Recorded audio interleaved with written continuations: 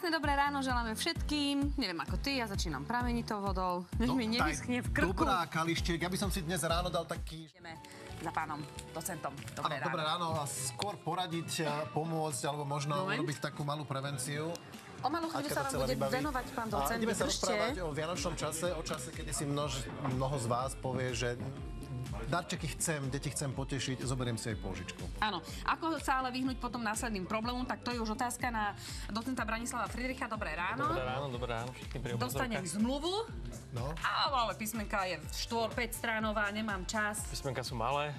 Písmenka sú malé. Zradné. Zradné. Áno, naozaj to sa to mnohokrát stáva. Nie je jednoduché spoznať konkrétne ten obsah tej zmluvy, pochopiť všetko to, čo je tam uvedené. Ako spoznať teda tú dobrú zmluvu, môže byť veľmi ťažké. Tých problémov môže byť množstvo. Je dobré prečítať si celú tú zmluvu, oboznámiť sa detailne s obsahom a zaujímať sa o to, aké úroky sa v zmluve uvádzajú, aká je výška týchto úrokov, aké poplatky sa budú odo mňa žiadať. Je toto ošetrené niekde zákonom, že v rámci nejakého úverového vzťahu alebo pôžičkového vzťahu? Áno, existuje množstvo právnych predpisov. Závisí od toho vlastne, aký produkt využijem, či to je bežná pôžička, alebo je to spotrebiteľský úver. Podľa toho sa líšia aj tie zákonné ustanovenia. Občiansky zákonník je ale ten, ktorý zastrešuje celú tú právnu úpravu a poskytuje ochranu potom aj tomu spotrebiteľovi pri príjmaní takýchto finančných požičiek. A kde v zmluve sa nachádzajú najzradnejšie miesta? Ktoré sú to? Najzradnejšie sú naozaj tie úroky, tie poplatky, zmluvné pokuty, pretože tie môžu znamenať pre toho spotrebiteľa to, že v konečnom dôsledku zaplatí oveľa viacej, ako si požičal, alebo že zaplatí oveľa viacej, ako si myslel, že bude schopný zaplatiť, že bude schopný vôbec splácať.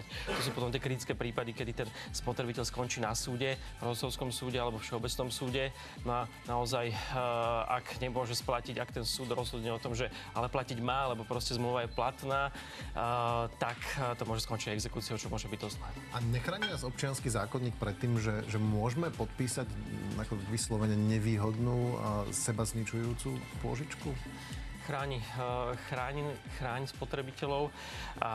Ide o tzv. Kategóriu nepriateľných zmluvných podmienok. Súd vždy vyhodnotí, súd vždy vyhodnocuje, či naozaj tie zmluvné podmienky sú v súlade napríklad s dobrými mravmi a z tohto hľadiska potom môže ustanoviť, že tie podmienky sú nepriateľné, potom budú neplatné a nebudú zaväzovať toho spotrebiteľa. Čiže dobrý mrav je napríklad to, že pokiaľ si požičiam 1000 eur, tak nemusím ručiť bytom, hej, napríklad. Napríklad by sme to mohli aj takto o tom uvažovať. Tá kategória dobrých mravov nie je bohužiaľ nejako presne zadefinovaná. Je vždy nutné zvážiť celý ten konkrétny prípad, je vždy nutné, aby naozaj súd posúdil, o čo ide, aká bola výška tej pôžičky, na akú dlhú dobu, v akej situácii sa nachádza ten spotrebiteľ, z toho celého potom urobiť záver. No nie je to jednoduché. No a tie malé písmenka, fakt, tie sú veľmi zrovné. Neviem, či ten divák ešte čaká na telefónnej linke, ale čo je dôležité, že na číslo 02 68 27 44 56 môžete pánovi docentovi ešte volať počas celého rána, aby ste sa možno presvedčili o tom, že tá vaša pôžička, ktorú chystáte podpísať a zobrať, je v poriadku. Áno, takže poradňa... 7:38 je aktuálny čas. Už s pánom docentom Friedrichom analyzujeme aj vaše telefonáty, ale predtým ešte naspäť k tomu, aby Vianoce boli šťastné a nie nešťastné z toho, že podpíšete zlé úverové zmluvy, zlé pôžičky. Môže sa to stať. To sa určite môže stať. Nie je taký prvý pohľad na zmluvu, že ktorá mi hneď hovorí, že tu môže byť problém. Ale áno, ľudia majú zažité, ak sa používajú drobné, malé písmenka, upozorňuje to na problém. Ale z toho právneho hľadiska, z hľadiska toho naozaj obsahu štúdia tej zmluvy, problém môže byť, ak z tej zmluvy nie je jasné, aké je úročenie, aké vysoké úroky ma čakajú, aké poplatky sú, alebo ten systém tých poplatkov je veľmi neprehľadný, nepochopiteľný. To sa môže stať aj pri bankových zmluvách.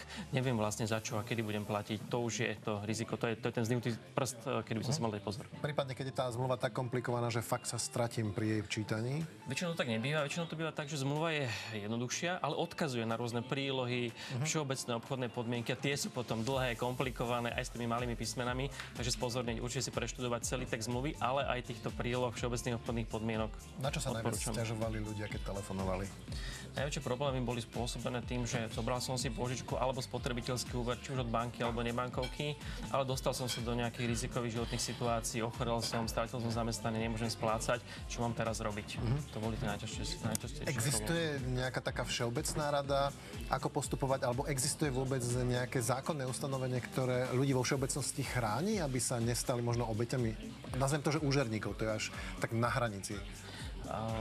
tá všeobecná rada by mohla byť naozaj komunikovať s tým veriteľom. Nech už ide o banku, nebankovku, ak som sa dostal do problémov, snažiť sa ho kontaktovať, osloviť, vysvetliť celý ten životný problém, ten príbeh, čo sa teraz stalo a snažiť sa dohodnúť sa na tom, ako ďalej pokračovať. Ako splácať, snažiť sa dohodnúť na nižších splátkach, povedzme, alebo na nejakých prázdninách, aby som po nejakú dobu splácať vôbec nemusel. Naozaj, ale neprerušovať tú komunikáciu, netutla ten problém, nečakať až nakoniec na toho exekútora a potom byť naozaj prekvapený a zrozený. Takže už keď sa to dostane k exekútorovi, je v zásade v celku neskoro. To je naozaj v celku neskoro. Treba od začiatku komunikovať s veriteľom a potom prípadne, ak by sa aj spor presunul na súd, tak aj na tom súde predložiť všetky argumenty z mojej strany, snažiť sa vysvetliť situáciu, snažiť sa vysvetliť to, že ja nie som ten, ktorý by si požičal, ale nechcel som splácať, proste nechcel som to ukradnúť, mám životné problémy, skúste to vnímať takto na tom súde a myslím, že by mohol byť potom pomôcť. Vždy sa hovorí, že je fajn sa poradiť vopred, možno s advokátom, možno s právnikom. A pristupujú advokáti, právnici aj k človeku, ktorý ide podpísať zmluvu z toho pohľadu, že či má na splácanie, alebo len si pozrú dikciu tej zmluvy? No, to by malo byť práve úlohou tých bank alebo nebankoviek, preveriť si naozaj toho spotrebiteľa alebo toho žiadateľa o úver, či bude schopný splácať. To vyžaduje aj zákon.